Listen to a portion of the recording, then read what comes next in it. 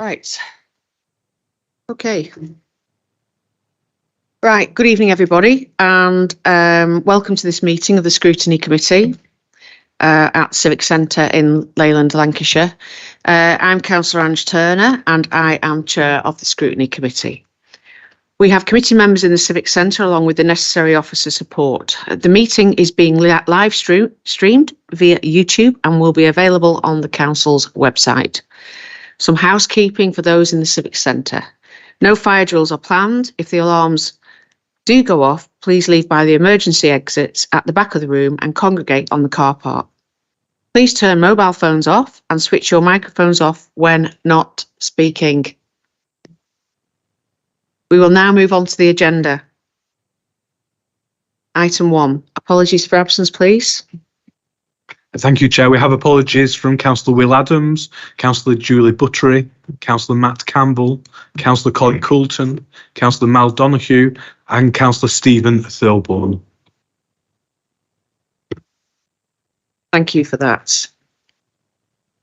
Okay. Just one moment. Councillor Green, hi. Sorry, Chair. Could I just ask you, is it possible to hold a minute's silence for ex-councillor Dorothy Gardner and ex-mayor? No? Sorry, we've already discussed that, and there may be people watching who aren't aware, have not seen the notice out yet. So it's not appropriate. Okay. We've discussed it, but thanks for that thoughtful consideration. Thank you. Item 2, declarations of interest. Members are reminded to declare any interests they may have. Do we have any declarations of interest for any of the items tonight? Councillor Green. Thanks, Chairman. Can I declare personal interest only in respect of item 10A? There may well be an update from Councillor Jackson to a Scrutiny Committee meeting held at LCC, at which I gave evidence as the portfolio holder for health and wellbeing for the County Council. And just to cover myself as well, in terms of item 5, Community Safety Partnership, I'm a member of the Drugs and Alcohol Partnership again at County with a number of agencies. Thank you. Thank you, Councillor Green. I will now move on to item 3, minutes of the meeting held on Tuesday the 17th of January. Members are asked to approve the minutes of the last meeting by the Chair signing. Right, okay. Item 4, members are asked to note the updates provided and ask for a detailed update at the next meeting. Okay. Councillor Green. Thanks, Chairman. I know we've got a busy agenda tonight, so I don't propose to go through all the items contained in agenda item 4. However, I will say that the number of outstanding items, particularly that have been accepted but then not implemented by the council, is somewhat disappointing, as is the quality of responses and detail of the responses that we receive, which isn't adequate. And I think we ought to be seeking better responses moving forwards. Thanks, Chairman. Okay, thank you for those comments. I think we do have a general comment that I think we decided we wouldn't go through these at the meeting now because there's not really anybody here to answer them. Yes, there probably are updates that are required and some clearer explanation. Thank you. Item 5, Community Safety Partnership. I'm delighted to welcome this evening Chief Inspector Chris Abbott. And thank you so much. We really appreciate you coming along, representing Lancashire Police. I'd also like to say I'm delighted to see Councillor Mick Titherington, Cabinet Member for Health and Wellbeing, and supported by Jennifer Mullen, Director of Communities. And I would now ask Councillor Titherington to present the report. Thank you. Can I just add, well, thank you, Chair. Can I just add my thanks to Chris Abbott, who has come in to come before you and Scrutiny. He's come off leave to do so. So, I mean, do really appreciate that. And particularly with what we've just been discussing, the things that he's got going on, you know, professionally and also family-wise. So thanks to Chris. I hope that you will recall that the previous report that was submitted was withdrawn because the committee felt that they needed and required further information and data on the figures. And I hope that the comprehensive report that's before you this evening has satisfied that request. It is quite a full report covering a number of activities that we are involved in under the Community Safety Partnership. You will see from that the number of identified areas where there are actions being taken, and there are a number of different groups, committees, and that are involved in providing and hopefully providing the safety of our residents. But at this stage, I don't particularly want to go into the details of it. But I mean, obviously, with Chris's help and Jennifer's help, we will endeavour to answer any questions that the committee has. Thank you, Chair. Okay, thank you for that, Councillor Titherington. We have some questions, and I'll start with the first one. Our role as a scrutiny committee is to ensure the Community Safety Partnership is effective. How do you ensure the Community Safety Partnership is effective, and what is your current assessment of its effectiveness? Sorry, a lot of effectiveness is there. Thank you. Well, I mean, I suppose, the ultimate effectiveness is that if we are providing a health and safety place in which to live, and that people feel that they can go around in a safe manner. And it's probably interesting in Appendix A, when you look at the perception and the actuality of crime. I think we've always recognised that people's perception of crime is usually worse than what it actually is. But if you look at that sort of diagram within the appendix, the major concerns are, antisocial behaviour, rather than the more serious crimes. And what I would say is that, as far as we're concerned as councillors, I think it's the everyday situation that people are living in that concerns us. Within the report, there is a reference to what's going on in terms of organised crime and serious crime, and I know there are a number of activities that the police are involved in that is not always or cannot always be reported because they're in-depth investigations. On the other side of it, I think from our point of view is that you can identify where there are high incidents of antisocial behaviour and crime in the different wards. And I think it's important that whatever resources that we've got, through the partnership, we do allocate the resources to try and reduce the level of crime. I think beyond that, we also try to sort of create activities that are involved with community groups and everything else outside of the partnership, but trying to sort of divert people away from getting involved in crime and in a life of crime. And I think if you look through the report, when you look at reducing the reoffending, it's all that. And in terms of when it does sort of, the effectiveness is that, I suppose, really is judged by whether people feel safe when they go out. And generally, thankfully, in South Ribble, that's not that we can be complacent in any way, but generally there is a feeling of well-being. But if you had a crime committed against you, I realise is that doesn't satisfy you. It's obviously a deeply traumatic occasion, but if you look at it strategically or overall, is that I think we're up to now. We are being affected. Thank you very much for that explanation, Councillor Titherington. Councillor Sharples. Thank you, Chair. Good evening. Page 84, paragraph 79 outlines the membership of the partnership. How engaged are the partners in the work of the partnership, and are there any gaps? Yeah, they are. All of them are very much engaged, apart from clinical commissioning group. So this clinical commissioning group in July last year, they decided the NHS to get rid of the clinical commissioning groups. So now they've got the ICP, which is the Integrated Care Partnership. Now they are sorting out population health and who is going to be on what and move it forward with community safety.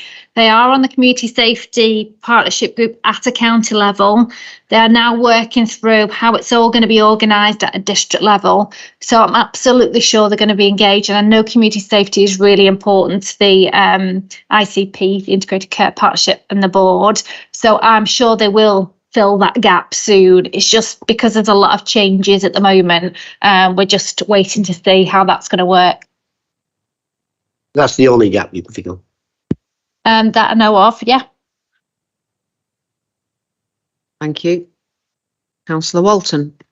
Thank you, Chair. Good evening, everyone. So my question is on page 84, paragraph 11. The report mentions the drawing together of a draft community safety partnership action plan. So is there currently an action plan in place? And if there is, how is it being monitored? And why hasn't it been included, if there is one, in the report tonight?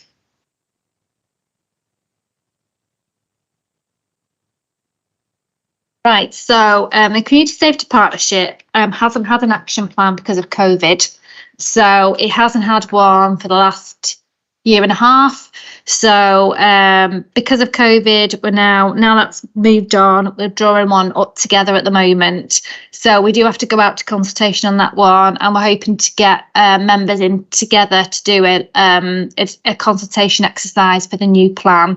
So there hasn't been a strategic needs assessment either for us to do the plan. So because of COVID and not having a strategic needs assessment, we're going to have a plan going forward, but it will be consulted before it's adopted. Thank you, Jennifer. And will we see it when it's been accepted? We'll get members involved. Yeah. Thank you very much. Thank you. Councillor Green. Thanks, Chairman. With regard to taking you to page 85, paragraph 15, can I ask what the delay has been in clarifying the governance arrangements for community safety since the review took place almost 3 years ago? How is this impacting on the work of the partnership, and how would you like it to be resolved moving forwards? Good question. Frankly, I don't know if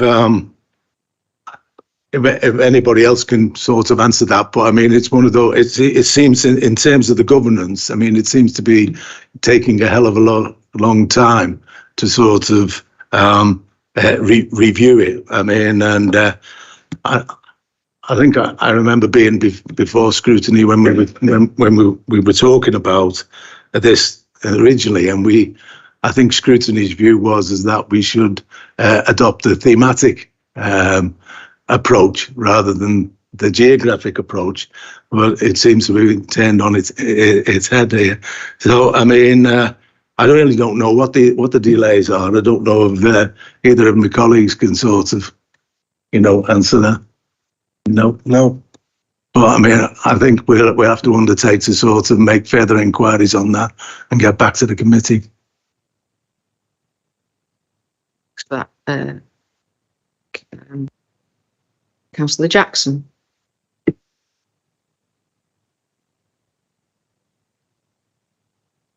Mike.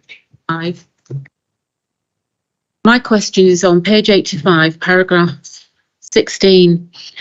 Please, could you talk us through the partnership roles in reducing reoffending, and how successful has the Chorley and South Ribble panel been with the 18 individuals?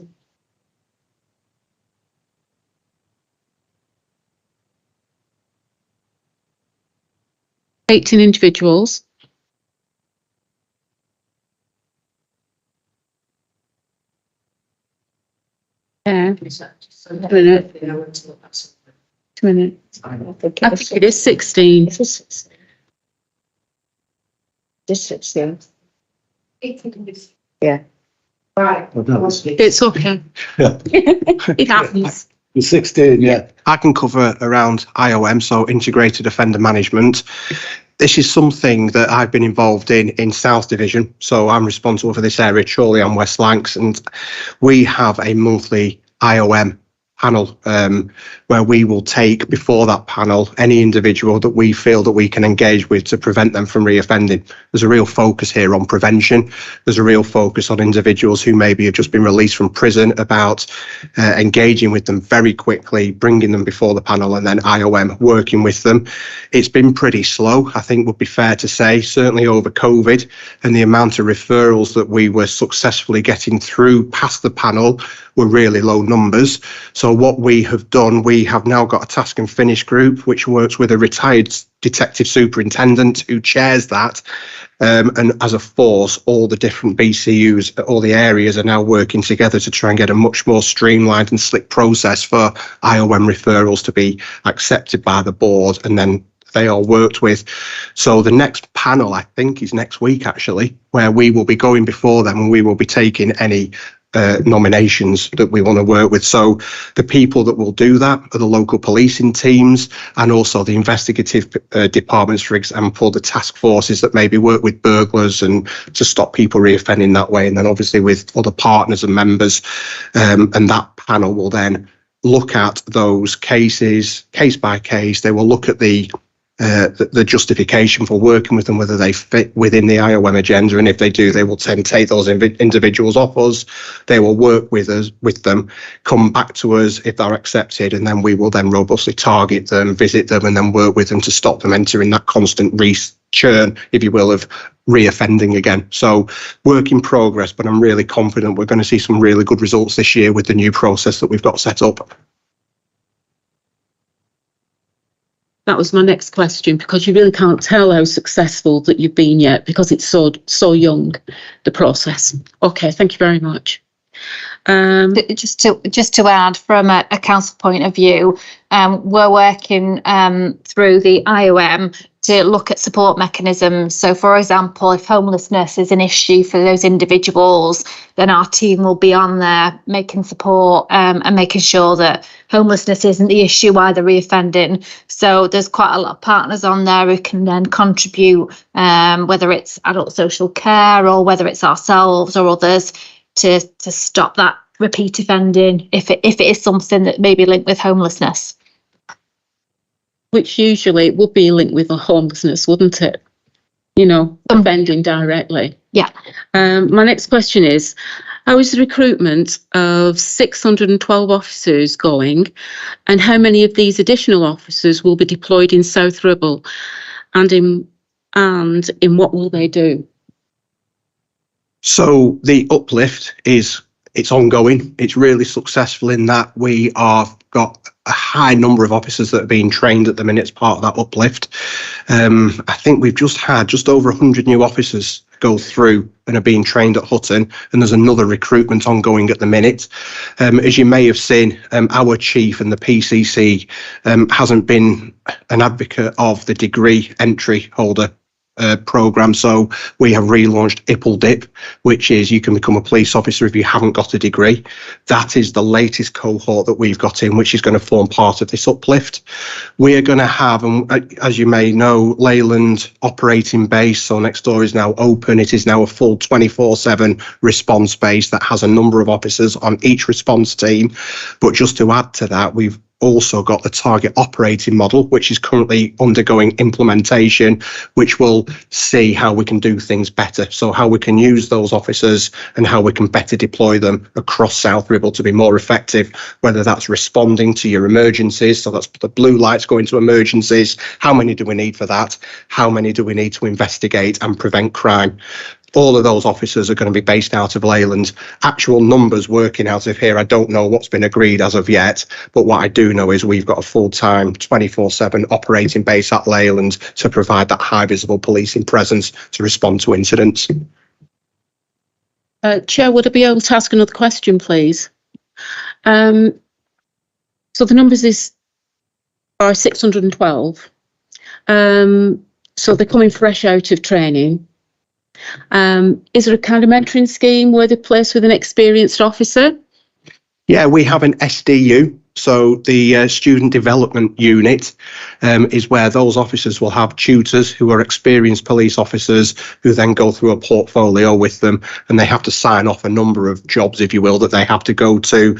There's modules for them to complete. Once they've done those, they then go back to training school to then further develop the skills, and then they come back and then they are independent. This is where the real risk is for us, I guess, and it's getting in that momentum, because we do have an awful lot of inexperience. And I think if you look at the figures in 2010 compared to now, with that uplift, we still haven't got the same amount of officers as we did in 2010. We're not far from it, but we're nearly there. But what that has meant, we've had an awful lot of experience leave. We've got an awful lot of experience who are now training the new recruits. That's where the risk is, or the challenge for me, is to make sure that we can keep that experience in those response teams and successfully complete the training and keep the new recruits coming through, who keep building on that experience. Because it's vital to do so and have a mentoring scheme, and for the new officers to be successful in their new job. Absolutely. Because it's very dangerous, your job that you have to do. So they need to be reassured, know that they can draw on this experience, and the experience is readily available. Yeah, and those officers who are the tutors in the SDUs are really good, experienced officers. So as much as I've lost that experience on my response team, being available all the time, they're actually there training a number of new recruits who are going to benefit from that experience. Okay, thank you very much. Councillor Unsworth. Okay, thank you, Chair. Thank you. It mentions in paragraph 23 on page 87 that you're working with the Susie Lampler Trust. It sounds really interesting. Can you just give us a bit more information about what the work is and the impact that you're hoping it'll have? Right, so we got some grant funding to work with Susie Lamplough, and this is about safety, so it's on street safety. So Susie Lamplough Trust have done some research in South Ribble to begin with. They've spoken to officers in the council, they've had some workshop sessions with officers, and they're working to do a keep yourself safe training for council officers. They're also looking at doing some other safety training within the community, including bystander training. What happens if you're a bystander, what you're to do, and some information about, again, keeping yourself safe on the streets. The Susie Lamplough Trust have been working with us for about a couple of months now, so I think they've got a good picture of what South Ribble's like and what the issues are, and they're looking at maybe at promoting that through the community to people who are partners and community champions, to be able to take that training and pass that on to the community teams. Thank you. Councillor Walton. Thank you. My question is on page 87, paragraph 25, and it's about the domestic abuse and sexual violence support funding. So could you tell us what funding has been allocated to services benefiting South Ribble, and how will the whole amount of the 7 million for South Lancashire impact on our borough?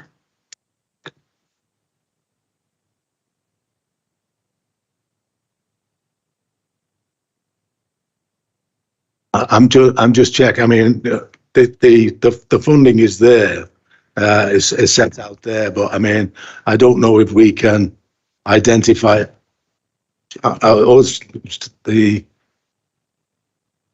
is that South Lancashire funding? You know, if you look at the Pan Lancashire funding, and then you look at South Lancashire funding, I don't know. Do we know what that funding is? How that's being allocated? Do we know? If we don't, we'll have to get back to you. So we do know that the funding for South, which we're South, has been allocated So we do know there's going to be IDVAs in South Ribble. We do know there's going to be counselling services available for people in South Ribble. So you've got your release. And we've also got outreach workers for ethnic minorities will be in South Ribble. What percentage will they be in South Ribble? I don't know. But those services are available for people in South Ribble. So the council also partially fund IDVAs for South Ribble, and there's 2 specific ones for us in our work. So, and then all the other projects that have been identified will be open to residents of South Ribble. It depends on their use, really. I don't know, Chris, do you know anything else other than that?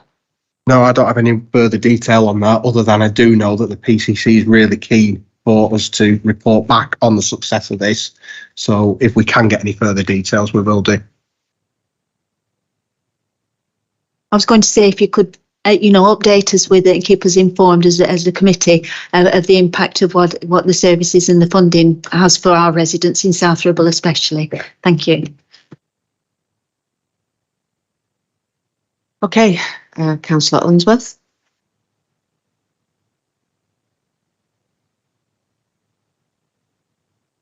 Where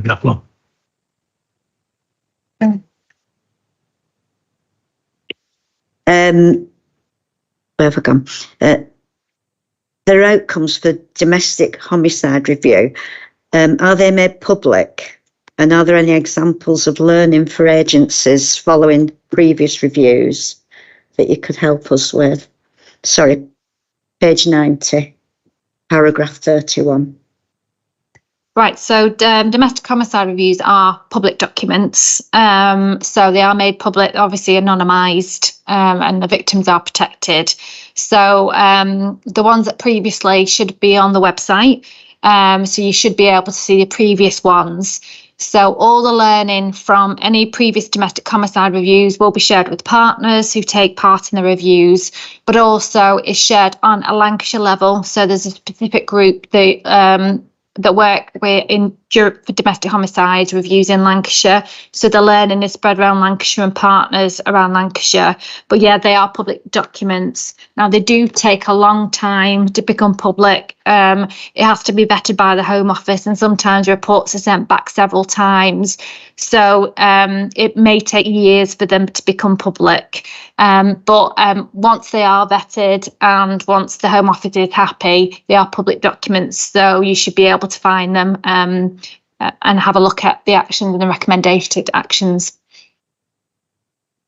Yeah, it's a good question, because when I read that and it says, it's not culpable. The first question I asked is that, well, what use are they really? What are they for? But when you do think about it, it is right and proper that you have a look at what led up to that. What agencies was there any failure with agencies, or was there anything that could have been done better, so that you can, so that you can learn from it, so that you can apply going forward to try and reduce, the levels of, suicide and all that. So, I think that the downside is that it just takes so long.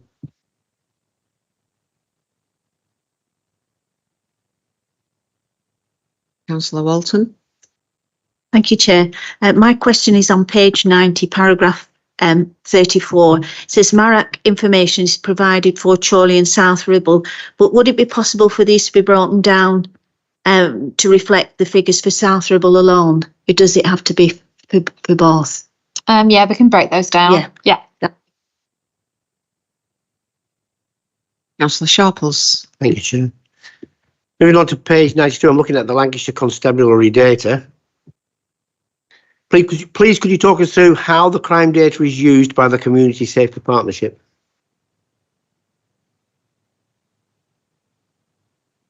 Okay, so I'll start with what we do and what our local governance is, and then how we look at that data, and then how we can allocate to respond to different types of crime and repeats effectively.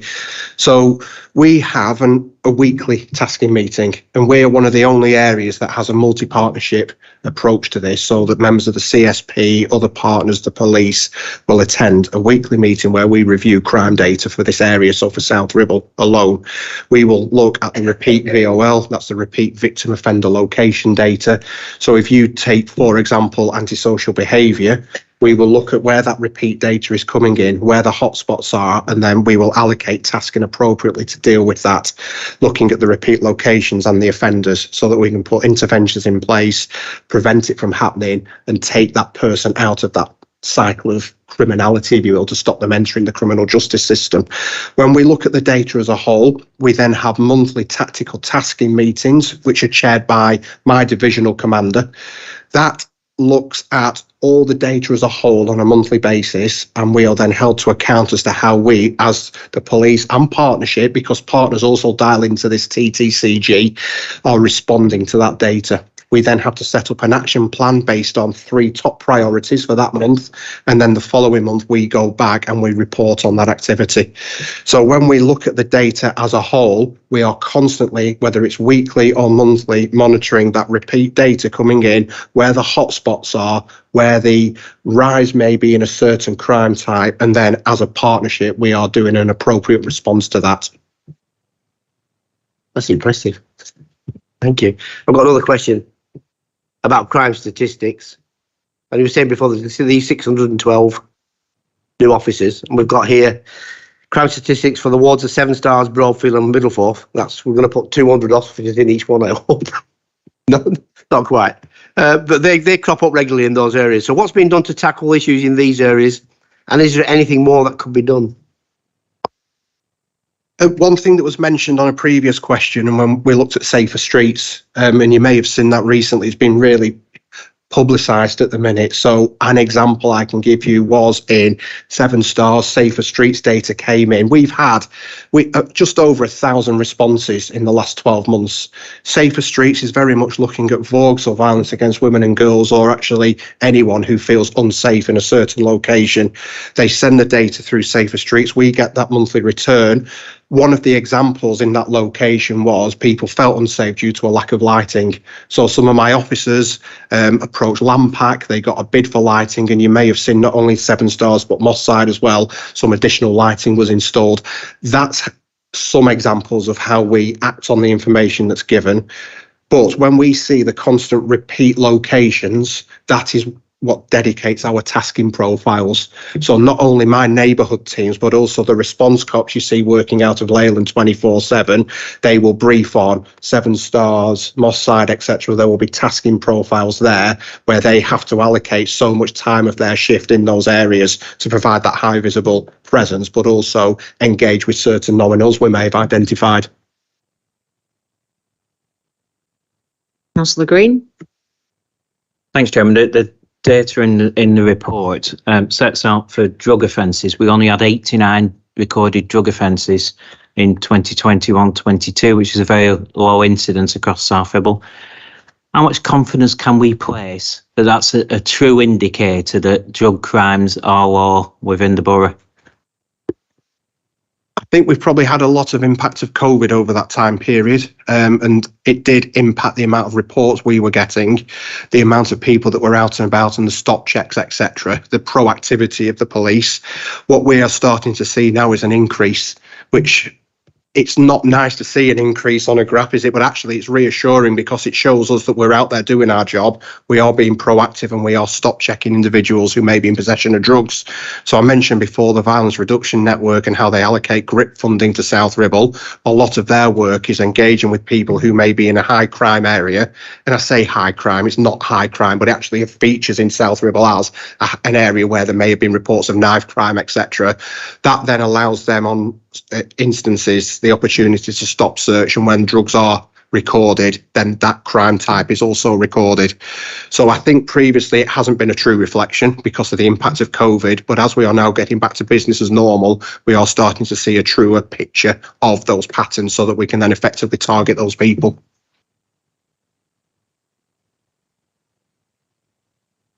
Me again.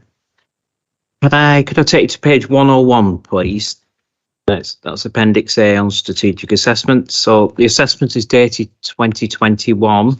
Is there a 2022 version? And how often is that assessment updated, please? So my understanding is that's going to be released in the next financial year, isn't it? So we are always slightly behind. So as of April 23, we're going to have the 22 assessment available. And then we'll also get the updated crime figures as well for that last financial year. Thank you. Would you be able to send that to us at the time, please? Thank you. Councillor Walton. Thank you, Chair. My last question is on page 102 and it concerns the road safety element of the report. And it says, can you explain what is the evidence base used to generate these statistics, and will there be any updates from 2019?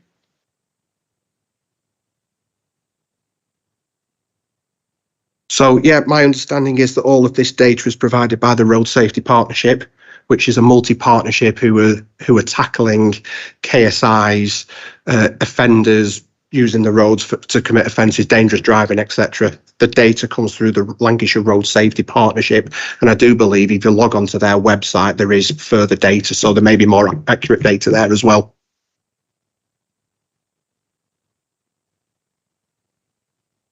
Right.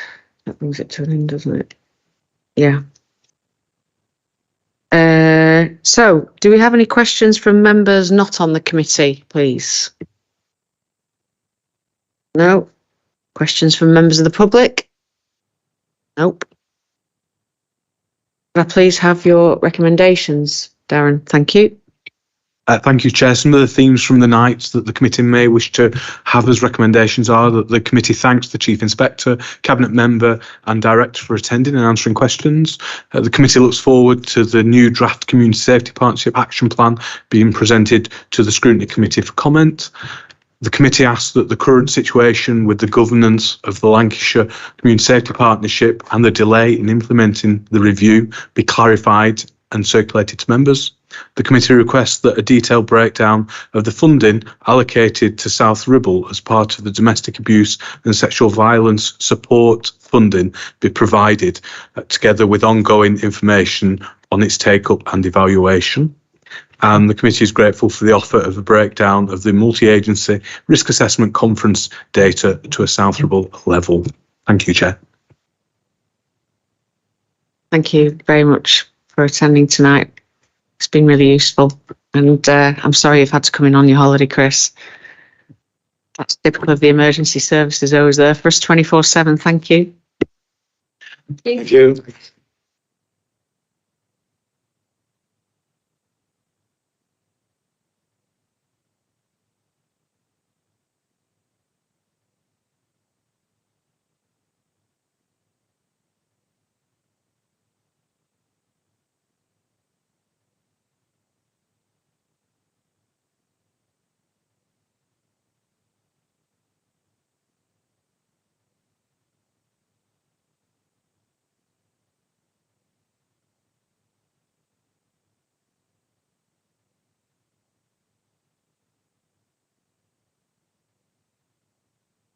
Right, okay, now on to item 6, Waste Services Insourcing Update. I'm delighted to welcome the Leader of the Council, Paul Foster, with support from Azim Khan, Director of Customer and Digital Services at the Council. And I'd just like to ask you, by way of introduction, to give us a few words prior to us asking the questions. Thank you. Councillor Foster. Thank you, Chair, and good evening, everyone. There's obviously the report is in front of your Chair, and I thank Asim and the officers. They've provided as much detail as they can into the report. You'll recall that in early June, the Council formally insourced its waste services, and the information providing the background to the process, particularly the TUPE process, and the number of staff that we insourced and the processes that we went through is all contained within the report, and I'm more than happy to take any questions. 2 areas I'd like to highlight, if I may, Chair.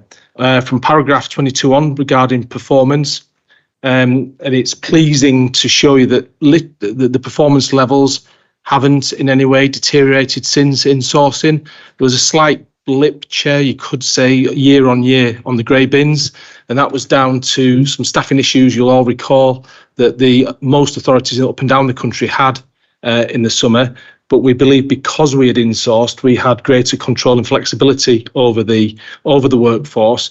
And you only have to look at neighbouring authorities such as Chorley, for example, where some collections were cancelled. That never happened in South Ribble, I'm pleased to report. The other issue, and again, there's lots of data there, more than willing to do a deeper dive with you and your committee shortly. Then onto the financial information, there's something that has been omitted from here that's critically important.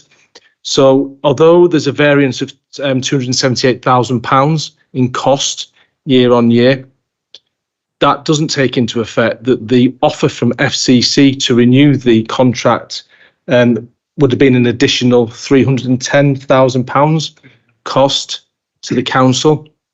So therefore, I'm really pleased to report that even though we've been through the insourcing exercise, even though we've got historically high issues of high rates of inflation, even though all the staffing challenges that there have been around HGV drivers and the increased costs in fuel, the taxpayer of South Ribble is still paying less today than they would have been if it had stayed in the hands of FCC. And that's a critically important point to note.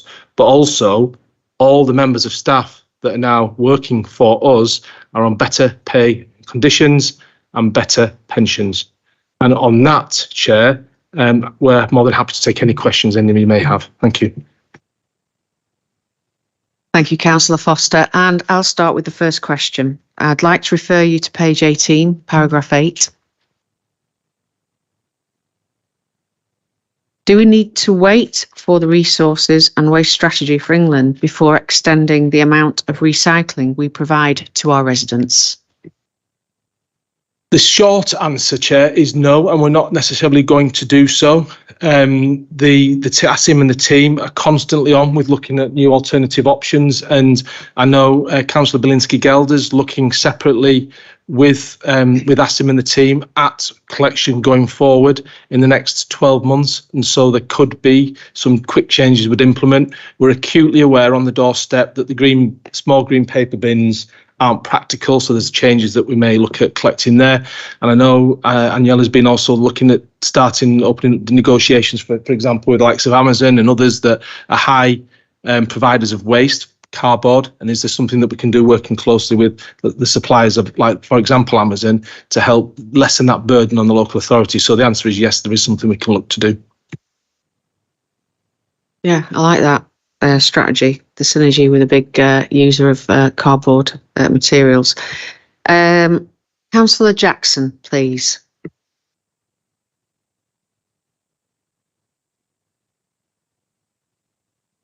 18 and 19, please. Staffing mobilisation. A great deal of work with employees transferring over has taken place. Do we have any data or feedback on how employees themselves are feeling about the insourcing? I'll ask, if I may, Chair, Asim to jump in on this in a second, because he's had the day-to-day feedback with the employees. But the impression I get every time I speak to them is that they're really enjoying and feel valued again now as employees of the local authority and not working for agencies like many of them were. And they've got security of work, they've got a better wage, they've got clearly better works conditions, and the pensions is really important to them. And I think the fact, Lou, that the fact that we did not experience the same challenges that other authorities did, particularly during the summer with our waste collection and collections having to be cancelled, tells you everything you need to know about the morale of our team. But Asim, is there anything more to add to that? I mean, we had some challenges at the beginning of the insourcing, and that was just around practicalities of making sure that people transferred across the new systems and were inducted effectively. But I think, as the leader of the council has just pointed out, the insourcing has gone tremendously well, and that has been borne out by the compelling performance that we've had and experienced today. There's been no adverse impact on residents and the collection of recycling waste and waste in general. and the transition was effectively undertaken very, very successfully. And that has been partly due to the fact that we were engaged thoroughly with the staff right from the beginning. Once the decision had been reached by members as part of the council decision to insource, immediately we went to work. The timescale was quite tight. The leader of the council, the executive member, have been fully engaging with the staff throughout the process. Indeed, the chief executive and myself have been involved in that, and we had a number of sessions to assure staff of the changes. There were quite a number of questions in relation to what that actually meant. But given the fact that we've also assimilated staff into the terms and conditions of safe-fribble substantive pay, that went some way to assure staff that we were committed to a long-term effective way service, and I think that's been borne out by the productivity and the feeling that staff have had generally. Just ask one more question, please. You may. One, quick. Have you been able to employ new staff on the same terms and conditions to waste services? So yes, one of the key points that the leader was very clear about ensuring is that some of the agency staff were given the opportunities as full-time members of staff. So since we've insourced, we've recruited 2 loaders and 1 substantive HGV drivers, and we continue to employ people on a substantive basis from the agency that we engage with. Thank you. Sorry, Councillor Unsworth. Thank you, Chair. Thanks. Just on that line, have the use of agency staff now ended completely? Not completely, no. And one of the questions earlier on was about a new strategy to look at continue with recycling. This service is paramount to residents on a day-to-day basis. It's a key frontline service touching around 50,000 properties throughout the borough, and with a combination of unexpected leave and potentially where, for whatever reason, we have operational resourcing challenges, it's important that we continue to have that relationship with agency staff to ensure that the integrity of the frontline service is protected. But where we determined that we could benefit from employing people on a more permanent basis, we would do. And that's what we're looking at this moment in time. It's just getting the balance right between the future of this service and how that will map out, in addition to increasing recycling, changing the focus of refuse collection. As part of that, we'll look to employ more people on a permanent basis. And we continue to train and actually pay for additional HGV drivers in the service. So we're actually encouraging staff to take up training and get certified in driving some of our bigger vehicles. And the council is actually taking funding that kind of scheme to ensure that the long-term service is sustainable. Thank you. So on page 20, when it talks about employee costs, is that for the year it talks about the forecast, but is that for because it says that the April council budget's 53 employees, but the forecast only includes 45. So is that fewer plus agency fees? I was just a bit confused about that. So am I. That's him. Yeah, so we looked at the position as it was when we insourced the full-time members of staff at the point of insourcing. And since then, some of that resource gap has been met through agency, but where possible, we've employed additional staff from that gap to reduce that gap. And we continue to do that. So since the insourcing, we've appointed 2 loaders and 1 HGV driver on a full-time basis. And the gap where we are continues to fill in terms of day-to-day resourcing through agency staff is there's a contingency where we need to cover annual leave or sickness. Chair, can I just add something to that, so it may be slightly, so it's absolutely clear, Kath, that for example, one of the things, now we've insourced the service, when we need additional drivers now, or for example, drivers, we will, as I say, because there's a peak or trough, or there's sickness, or there's a holiday or something, then we might bring in agency staff. But what ASIM's trying to do is actually train some of our neighbourhood staff internally, so that actually when we need additional support at peak times, then we can just transfer some of our own staff, for example, so rather than use agency staff, and that's what ASIM and the team are working through. Oh, thank you for that. Thank you. Okay. Is that HGV drivers then?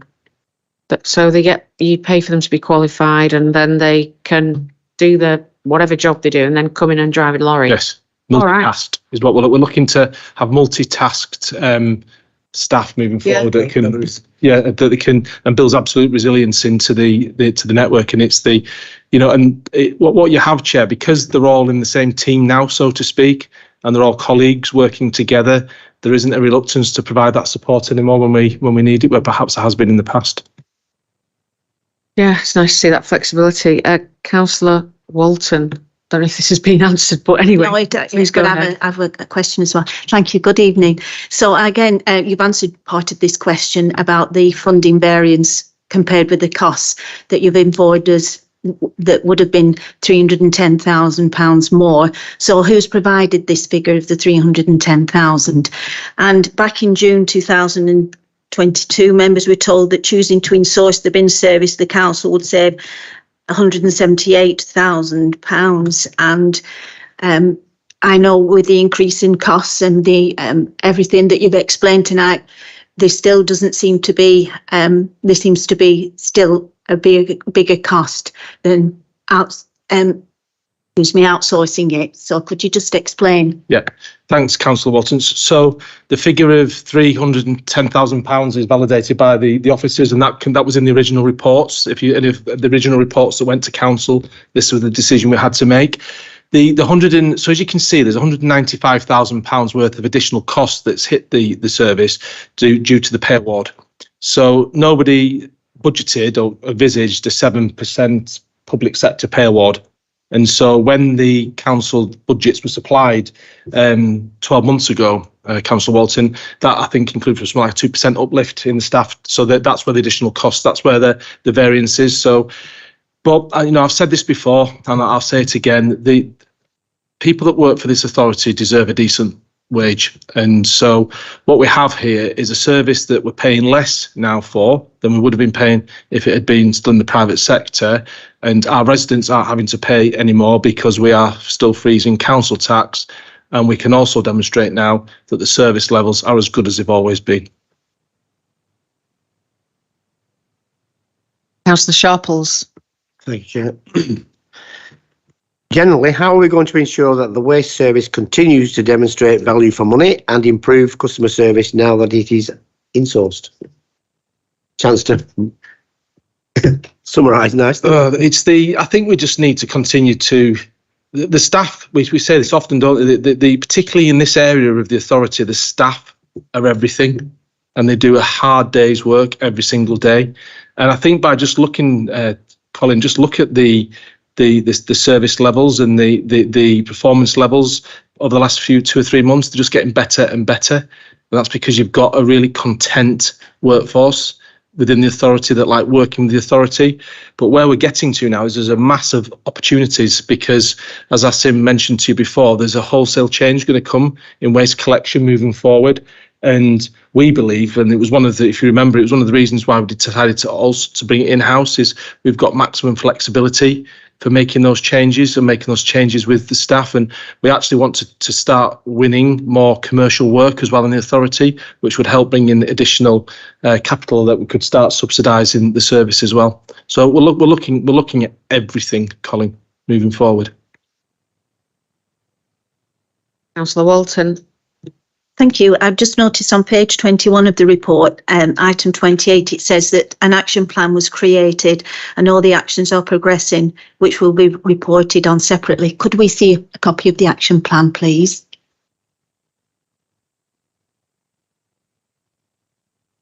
Duly noted. It does go, sorry, Chair, through yourself, it does that. I do believe that we'll just have to double check, Councillor Walton, because I do believe that it's the internal audits go to the governance committee And so it could be that the governance committee have seen that, but we is it next week? Next week. And it's clearly, but we'll happily send it to the members, the chair and the committee members. Yep. Thank you. Questions from members not on the committee? No. Questions from members of the public? No. Could I please have the recommendations, Darren? Thank you, Chair. Just some of the themes from tonight's discussion that you might like to consider as recommendations. The committee thanks the leader and director for attending and answering questions. The committee welcomes the update on some of the new recycling initiatives being explored for the future. And the committee requests that the committee members receive a copy of the internal audit action plan once available. Thank you, Chair. Thank you. Thank you, Paul, and thank you, Asim, for your support and brief. Thank you.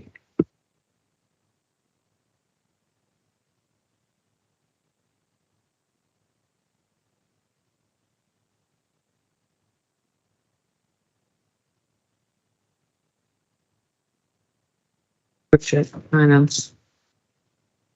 You all right? That's where your extra questions are. Is it all? Nil figures. You just have to stick your hand up, don't you? Still propose. Yeah. Okay. Right.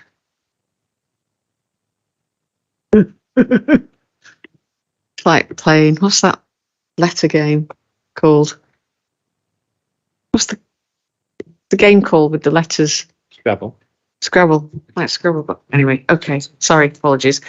Right, so now moving on to item 7, I'm delighted to welcome Councillor Matthew Tomlinson, Cabinet Member for Finance, Property and Assets, together with Louise Matheson, Director of Finance.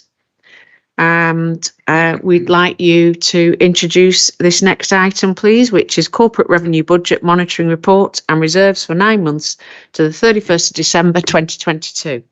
Over to you. Thank you. Thank you, Chair. Well, as you're aware, we do keep a robust eye on our finances, and 4 times a year we come back to this council to report on progress. And this, as the report says, is the monitoring report that takes us up to the end of 2022, the 3rd quarter of the financial year. It's pleasing to note that the forecast overspend that we reported at the last meeting has now narrowed to just £98,000. And when you consider at the last monitoring report, we're predicting an overspend of over £250,000, I think that's a significant improvement. We are also able to confirm that the general reserve will be maintained above the council's agreed limit of £4 million. It's even more pleasing that we can get so close to the original budget when you consider we've had to fund a wage rise of 7% when we'd only budgeted for a wage rise of 2%, and the fact we're seeing real pressures on utility costs, not least in the leisure sector. The report goes on to highlight the variances in budgets across the directorates, with, as you can see, most of them affected by the wage increases. Members may have noticed a redesignation of some of the reserves, which hopefully will make monitoring easier in the future. And I'll just make the usual disclaimer that the staffing vacancies appendix is there simply for members' information, and any specific questions arising from that appendix are probably better raised with the appropriate cabinet member or director. And with that, I'm sure that Louise and I will be happy to take any questions.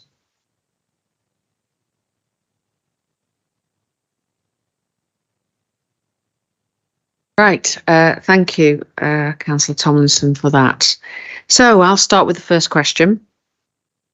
Generally, throughout the report, recruitment issues have been flagged up as leading to increasing costs. What are these issues and what's being done to tackle them? Thank you. I think wherever you go at the moment, recruitment issues are an issue, whether that's local government or the private sector. People are moving on for higher wages, or indeed just not taking part in the economy altogether at the moment. Some people taking the choice. So I think it's a real issue for everyone. Our shared services agenda is undoubtedly building some robustness into the system, and means we're able to offer jobs with better promotion prospects, or indeed higher wages. But it is an issue, I think, for everyone. Potentially, I suppose, a 7% wage increase may help that a little. But we continue to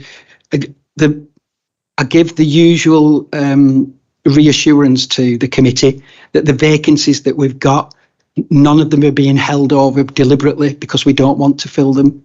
They are still part of what's known as the establishment, and where we can recruit the right people to the right places, we will.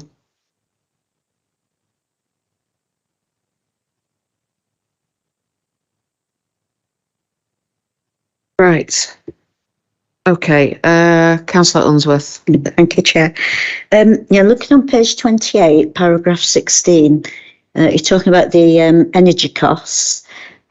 Just wondered, we've got solar panels now on the roof, and is there anything more we can do to generate our own energy to save money, and also as part of our zero carbon target? And added to that, we've got the carbon neutral grant, haven't we, recently? So hopefully in the longer term, as we move to net zero as well, we can address that. But in the short term, I guess we are where we are with energy costs, and it's about doing our best to manage them within that. But I did notice we've been criticised this week on social media for signing up to a carbon neutral council by 2030, to which my response was, I thought that was by definition a good thing, and it's something we'll continue to pursue.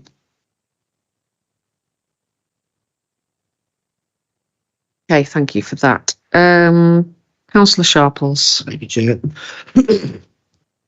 Page 30, paragraph 20, the fourth bullet point refers to the pre-planning service that is still being suspended. Why is it suspended, and are there plans to restart the service? That is a really good question to which I do not know the answer, Councillor Sharples. The pre-plan application service was an offer we were making to people to come in and get advice before they put a planning application in. So I will just have to go back to the directorate and make sure the committee gets the answer to that question. Okay, Councillor Walton. Thank you. Good evening. Thank you, Chair. My question is on page 32, item 27, and it's the difference between the earmark reserves at the 1st of April 2022 of just over 20 million and the forecast earmark reserves closing balance at 31st of March 2023 of just over 13 million. Due to the overspends by most directorates and the use of earmark reserves, do you envisage that this decrease in the earmark reserves will continue at this rate for the period of the TFS? Okay, so first of all, I'll make the comment that whilst we continue to only get a 1-year settlement from the government, so we don't know from year to year how much funding we're going to get, really difficult to have a medium-term financial strategy. But we try our best. I think within that table, there are some very specific planned spends within the earmark reserves. So I wouldn't expect them to decrease at that rate over a constant no. No, I wouldn't. Sorry, just for clarification, Louise, on that table, earmark reserves at April 2022. Bracket 20.044, close bracket. Is that a plus? Or is that a minus figure? It's a plus, is it? Yeah, that is a positive. That's the positive balance of reserves at that particular point in time. Totally confuses me, that, because in industry it's the other way around, and probably in lots of other places. But anyway, I know it's been like that for a long time, but I keep checking because I'm not sure. Thanks. So, questions from members not on the committee. Questions from members not on the Councillor Wharton Hardman. Thank you. In Appendix A, it's currently showing as of the 31st of December an underspend in information services. So I'm assuming IT of £171,000. Is this due to projects which are likely to happen before the end of the financial year, or is this because we haven't done something which we initially envisaged? I'm really sorry. I've lost you right at the beginning.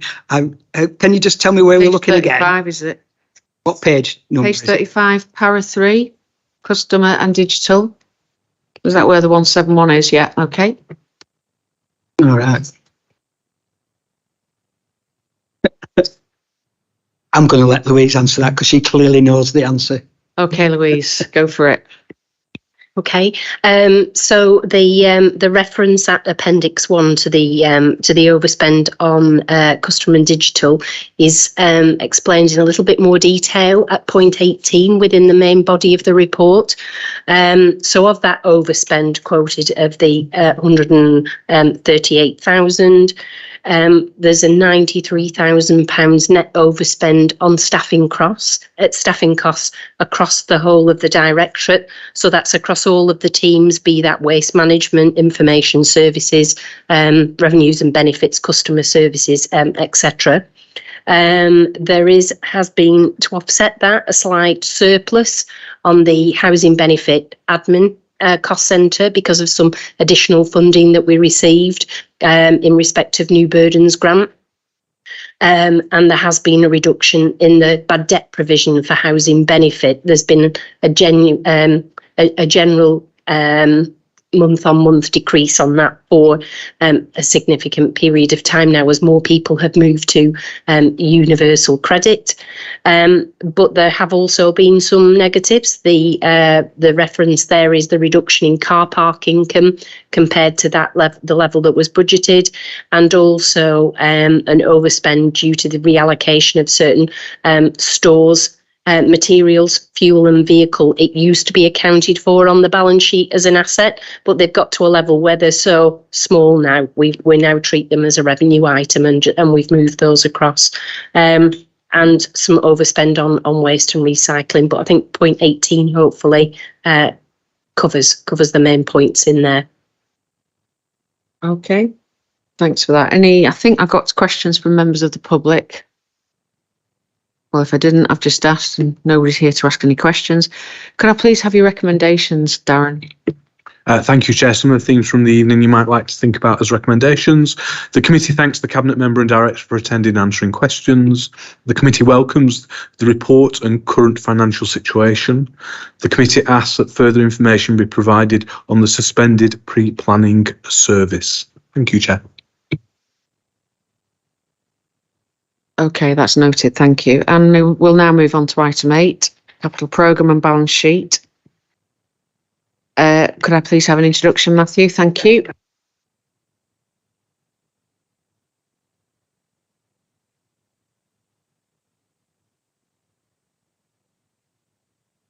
In the report, simply push projects further back in the calendar, quite often for reasons beyond our control. Of the total £10 million or so, which we are suggesting be reprofiled, 5 million of that relates to the extra care facility we're planning to build next door. For a number of reasons, we haven't been able to progress this as quickly as we would have liked, but I've recently been assured we ought to be on site sometime in the late spring, early summer. So we'll be spending that money next financial year rather than this.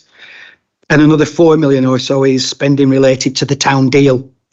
I'm sure members don't need reminding just how Byzantine the process of obtaining the government £25 million funding has been. Undoubtedly, the fact that the government is on its third Prime Minister since funding was originally announced hasn't helped the process. But again, that money is now in place. And we will be able to, in fact, I think we've started on the old Iddens factory. So early in the new financial year, most of that money should be able to start being spent. I would like to take this opportunity to point members' attention to the table in paragraph 24, which highlights, for the avoidance of any doubt, that we currently have no short-term borrowing and no long-term borrowing either. So we'll be finishing this financial year with no borrowing whatsoever. All that being said, I can assure the committee that our intentions to deliver on these projects remains firm, and I look forward to them coming to fruition in the near future.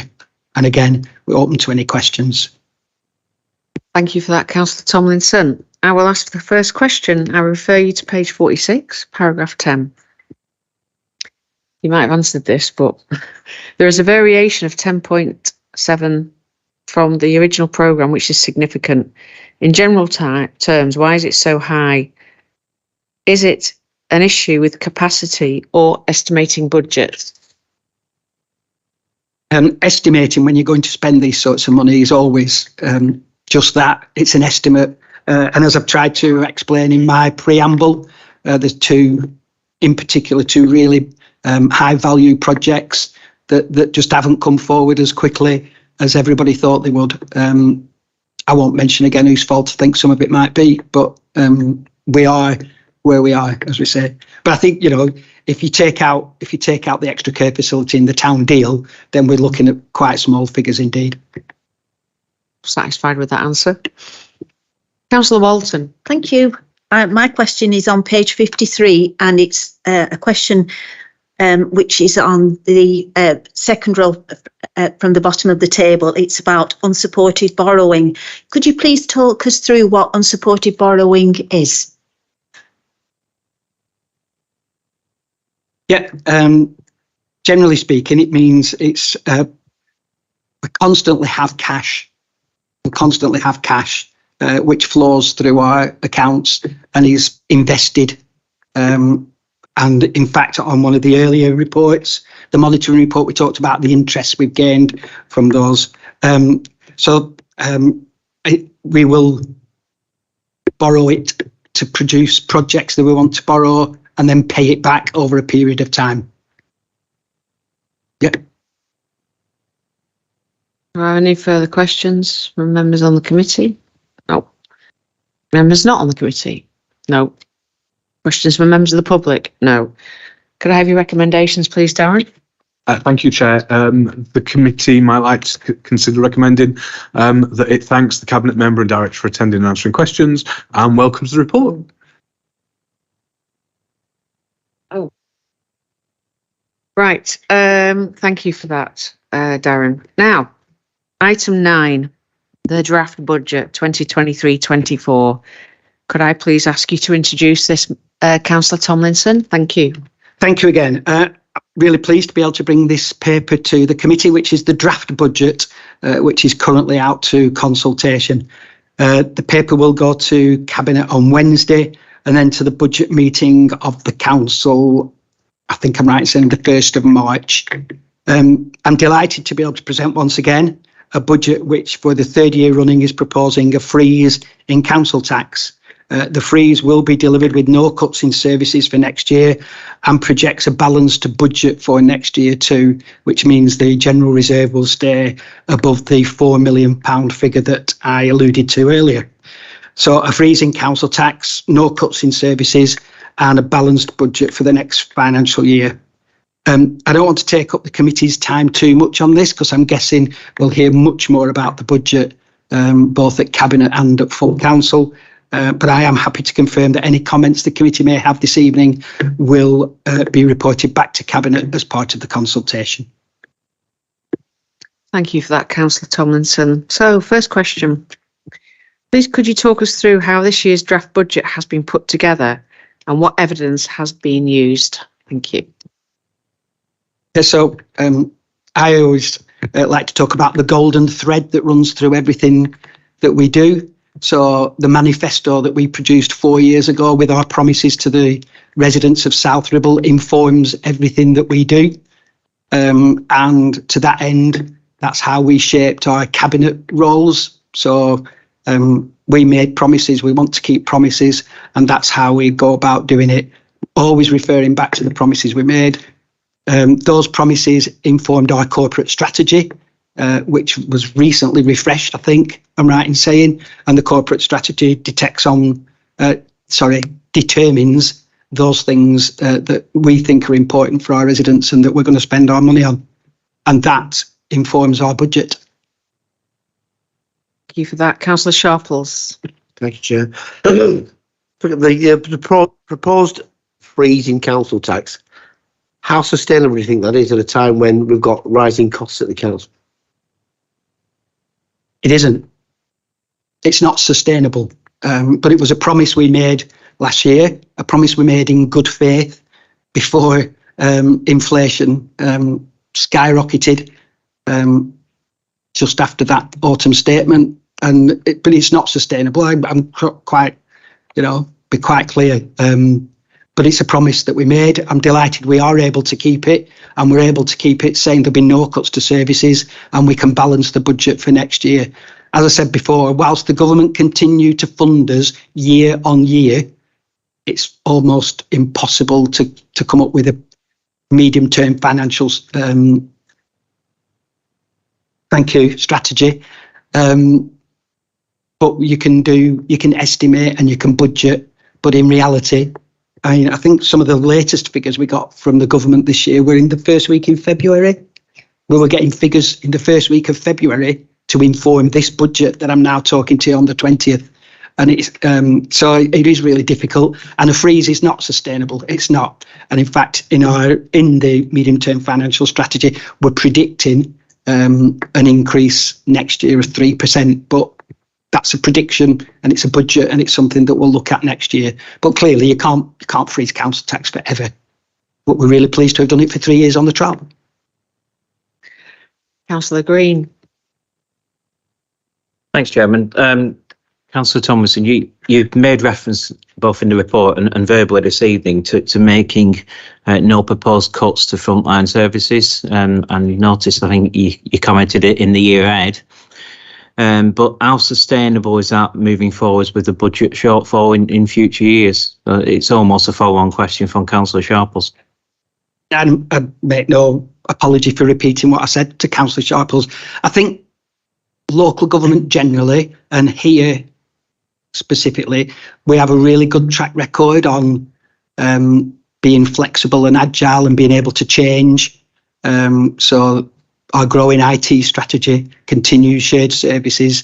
A member of the public in here a couple of weeks ago said to me, well, the only way you're going to be able to balance your books is to sack more people I said, I don't agree. We can work smarter. We can be flexible and agile, and we're going to have to do that all over again. We've done it so many times over the years, but we are going to have to do it all over again. I'd love to say we're going to freeze council tax for another 3 years on the trot, but and I know that is not a promise I can make. And I'd be quite frank with you, if we hadn't promised last year that we were going to freeze it this year, we might be having a very different conversation. But that promise was made, and we're going to stick to that promise. Councillor Green, you'd like to come back with another question? Yeah, if you may, please. So, yeah. As an average member of the public in South Ribble, at what point does he or she need to worry about services that he or she may rely upon that South Ribble is delivering being reduced in some way? Maybe not next year as a take on face value what you've said, but at what point is there a real danger that service will be diminished? What I would say is we would strain every sinew not to reduce a service level, especially if it's for someone who is vulnerable or relies on our support. But whilst the government only funds us 1 year in advance, it's really difficult for me to sit here honestly and tell you what life in South Ribble will be like in 3 or 4 years. As I said, this council has got, I think, an admirable track record on reacting to 10 years of austerity and government cuts and still doing its best to provide the best that we can for our residents. And I see nothing ahead of me to change that culture of always striving for excellence. Thank you. Councillor Jackson.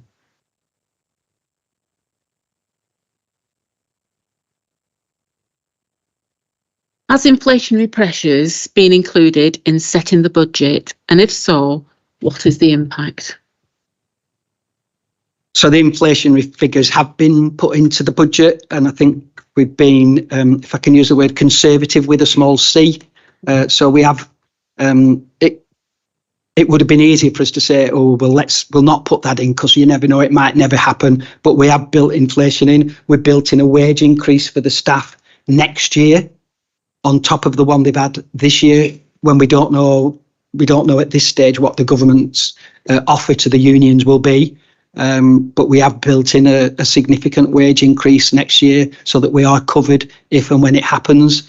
But, you know, there are people far more professional and qualified than me doing these things. And it's my job to be reassured by them that we are covering all these things. And at this stage, I'm prepared to say I have, and I am reassured. Councillor Walton. Thank you, Chair. My question is on page 64 of paragraph 7. I know you referred to it before about the late information from the government, but the draft budget consultation is going to run for just over 2 weeks, and as a parish councillor, we might not have a meeting within that 2 weeks, so it is quite difficult for us to respond in a way without having a special meeting. So do you think it's long enough for a meaningful response? And could the consultation be looked at and improved in future years? It's as long as, if we want to have a real consultation. I think there's been some thoughts in the Labour cabinet about how we do this in the next 4 years, because we could, in theory, if we changed how our cabinet met and brought it earlier a bit, we could go out to a consultation earlier, but it wouldn't be complete. That's the issue. You know, we'd be going out to consult on incomplete information. You still could do a meaningful conversation. Could have a meaningful conversation with people around your priorities and what you're thinking. But you'd have to be honest with people that actually what we're consulting on could be subject to last minute change. But I know that our colleagues in Chorley certainly consulted earlier because their cabinet meeting met earlier than ours in the cycle. So I think it's something I'd be keen to look at. Yeah. Councillor Unsworth. Thank you, Chair.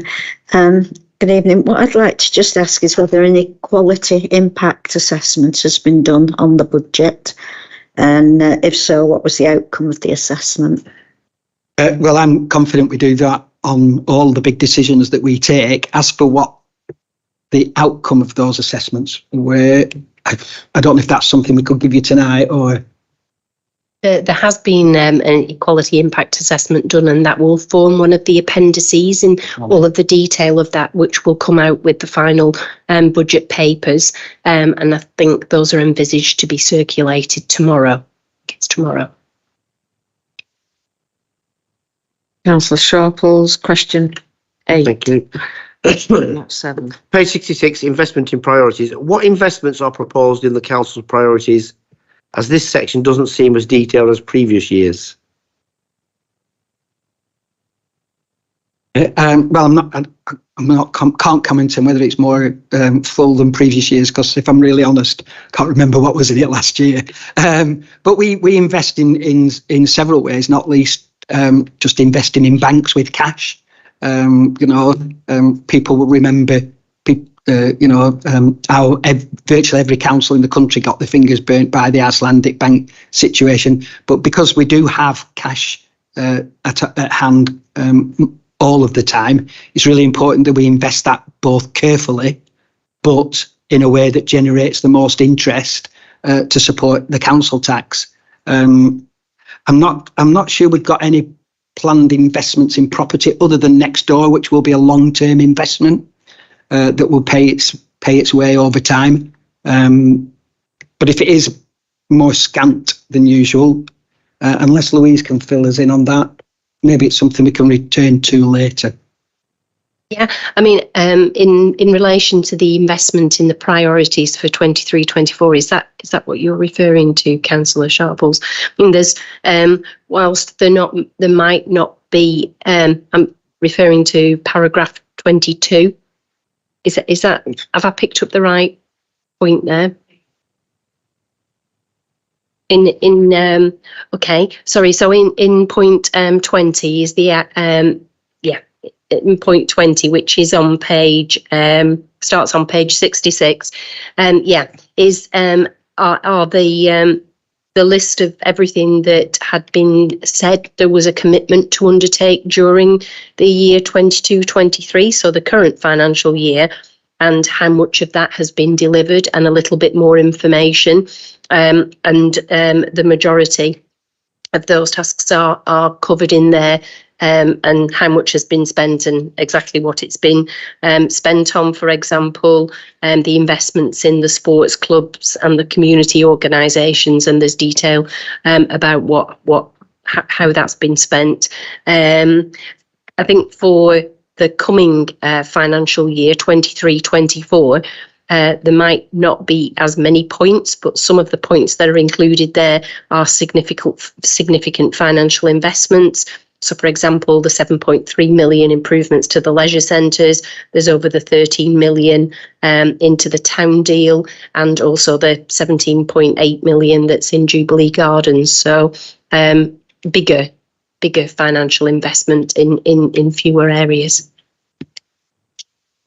Can I just apologise to Councillor Sharples because I missed the point of his question quite clearly, and I'm grateful for Louise for stepping in. You're welcome. Councillor Green. Thanks, Chairman. Can I refer you to page 75? There's mention of the transformation strategy, which will be key in terms of delivering efficiency savings moving forward, if we are to be able to deliver the quality of service that our residents expect with reduced budgets. We've previously asked as a scrutiny committee for the transformation strategy to be presented to this committee. Could we have your assurance, please, that we will be engaged fully in any refresh and updating moving forward, as I think we're all keen to play a part in that for the benefit of the council and its residents? Yeah, I'm sure we can take that away as a point. I must admit, I wasn't aware that you'd been asking for the transformation strategy, but I see no reason why it can't be shared. Councillor Walton. Thank you. My question is on page 76, and it concerns the because it's listed on the Penworth and Mill Reservoir, and there's an amount of 500,000. How confident are you that this is sufficient to meet the future maintenance of this site? Because it is specific on the report.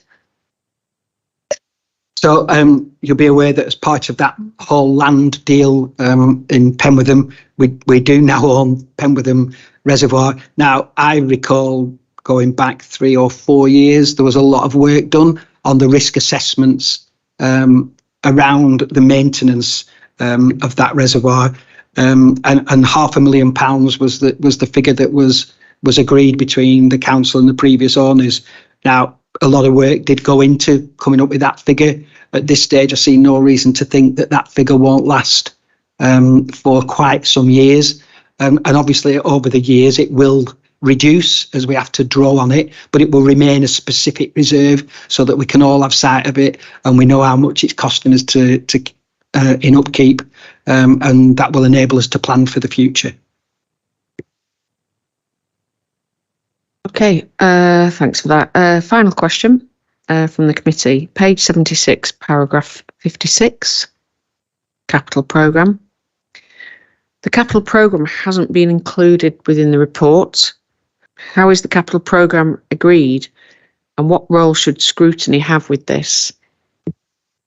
So the capital programme will go through Cabinet and Council as part of the budget papers. How is the capital programme drawn up? Well, I refer back to that golden thread of our corporate priorities and strategies. The capital programme should always address the things that have been identified through the work we've done, both in Council and in consultation with our residents. But give me 48 hours and you'll all see the capital programme, and I'm sure you'll be able to comment on it then.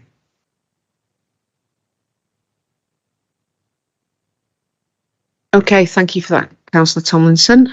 Questions from members not on the committee, questions from members of the public. Could I please have the recommendations, Darren? Thank you. Thank you, Chair. Some of the themes from the meeting that you might want to consider. The committee thanks the Cabinet Member and Director for attending and answering questions. The committee is grateful for the reassurance that there will be no cuts in services for the next financial year. The committee welcomes the proposed review of the way in which the budget is consulted upon in future years, and the committee asks that it be engaged in the development of the new transformation strategy. Thank you, Chair. Thank you for that, Louise and Matthew, and you may now leave the desk. I'd now like to move on to item 10, security matters, and I'd like Councillor. I've done wrong. Sorry. Sorry, I must remind myself. I'm not in this. I'm not at the security summit in Munich with the national leaders. Cheers, guys. Unfortunately, No, actually, I'll be having a German beer. Okay. Sorry, Councillor Jackson. Item 10, scrutiny matters. Please, could you provide us with your brief verbal update? Thank you. Thank you, Chair. My name's Councillor Lou Jackson, and I'm the Council's representative on the committee. And I'll now provide a brief update of the meeting at LCC on the 1st of February 2023. This meeting looked in detail. There were two presentations, one on drugs and one on mental health. This meeting looked firstly in detail at mental health service and their access to the public. Access of services were discussed and information on the initial response service, the IRS. There was also a presentation by the author of the Lancashire Alcohol and Drugs Partnership Action Plan 22-23. If you need mental health services in Central and West Lancashire and advice support, there is a free phone available. There's 24-hour access. It's offered to anyone who may need urgent care or even an inquiry on their routine care.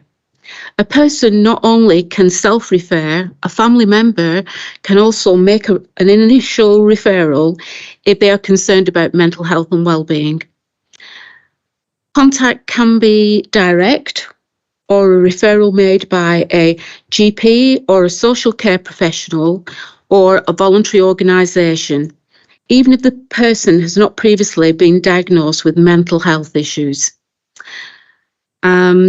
There's also a website which I can give to you, which could provide mental health services and referral for the military and veterans into their mental health services. The team consists of mental health clinicians supported by specialist clinicians whose interests are specialities of children and young people's mental health services, learning disability services, eating disorders, and older people's services. Everyone in the initial response service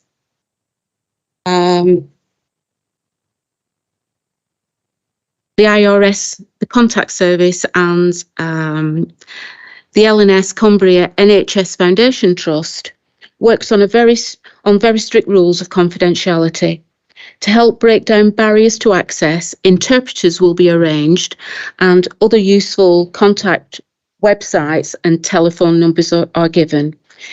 These services are also available for people living in East Lancashire, Burnley, Pendle, Blackburn, Darwin, and Rosendale and Ribble Valley.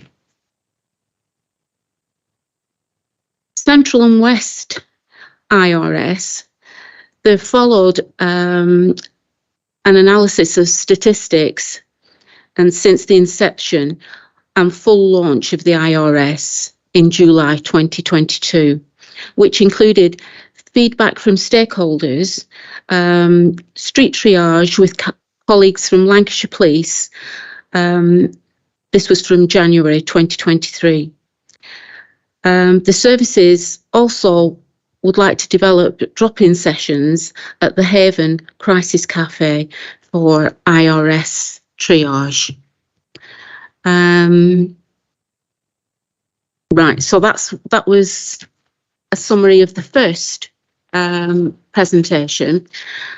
The next followed a presentation on the Lancashire and Alcohol and Drugs Partnership Action Plan. An extremely knowledgeable discussion took place of the action plan and followed many recommendations, of which I have picked out 3. The Alcohol and Drugs Partnership would like to look at prevention, the recommendation was to review the prevention work undertaken by partners across Lancashire and identify gaps and good practice. Their intervention on this would be to map out preventative work across Lancashire on drugs and alcohol, with review and evaluation to ascertain effectiveness. The outcome would be the ability to describe preventative work and outline and share good practice to measure effectiveness and provide options to any gaps identified. The second recommendation I picked out was addressing stigma with treatment to services. Firstly, to raise awareness about treatment and to try and address stigma. So communications and treatment providers would help with this. The outcome, this will be measured by the number of people in treatment services and qualitative feedback from service users. The third recommendation was drug use associated with crime. Identify and close down county lines networks. An intervention for this will be a county lines coordinator to work with police and other multi-agency partners across county lines, and for there to be a coordinator centre. The outcome would be numbers of mapped county lines, numbers of interventions to disrupt these to include seizures and arrests with convictions. More recommendations, interventions and outcomes are available on copies of the Lancashire and Alcohol, Drugs and Action Plan 2022 to 23, and these can be accessed on the LCC website. So thank you. Thank you for that, Councillor Jackson. If you ever get any documentation from the meetings you go to, if you can forward that to the Scrutiny Committee members, because that councillors do come up with these issues actually in their communities, and it'd be good to have that information if you can do it on top of your verbal report, because I would find that really useful. So thank you for that, Councillor Jackson. Richard, can I just ask a question? Well, you can, yeah, you've got your hand up, you've put the mic on. Are you able to feed into that meeting and give your, or is it a listening, is it one that you join in, or?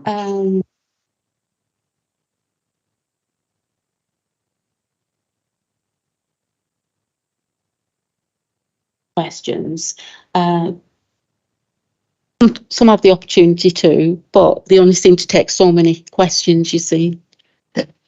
Why I'm asking is, when they say what they're doing, it sounds great, doesn't it? But we all know that that people can't access these services because the waiting list is too great. Yeah.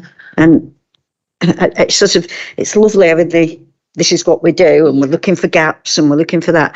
But people are at the wit's end, especially in CAMS. Well, the integrated care system only started in July. So it's going to take time for us to see outcomes. There are other people who have other opinions of the Integrated Care Board, and maybe I could bring some of these forward to scrutiny at another time, just to give that balance. Okay, it's okay. Don't apologise. Thanks, Councillor Unsworth, for that, and thank you again, Councillor Jackson.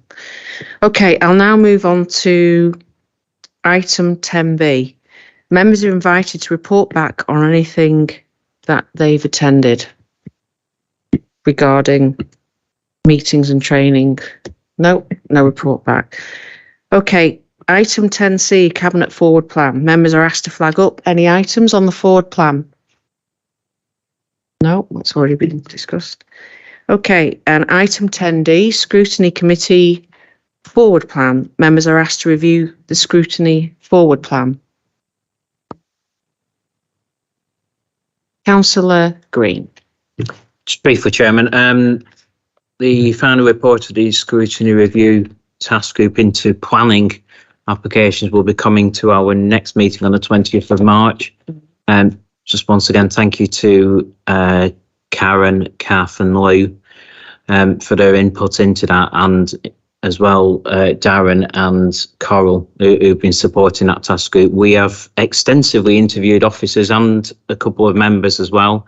We've received views of the elected members as a whole, and there'll be a couple of sessions for elected members to attend in the near future to actually shape the recommendations. But we are going to be meeting next week to look at recommendations on the final report. It's been an extensive piece of work. It's been really interesting, and hopefully we can make some recommendations which will add some value for the benefit of the communities of South Hibble moving forward. Thank you. Okay, thank you for that. That ends the committee. Do you have any more recommendations? No. Can I just thank everybody for attending, and our guest speakers have gone. I'd also like to thank Darren, as usual, for all the effort and support he puts into helping us putting the questions together. It's really appreciated. Thank you, everybody.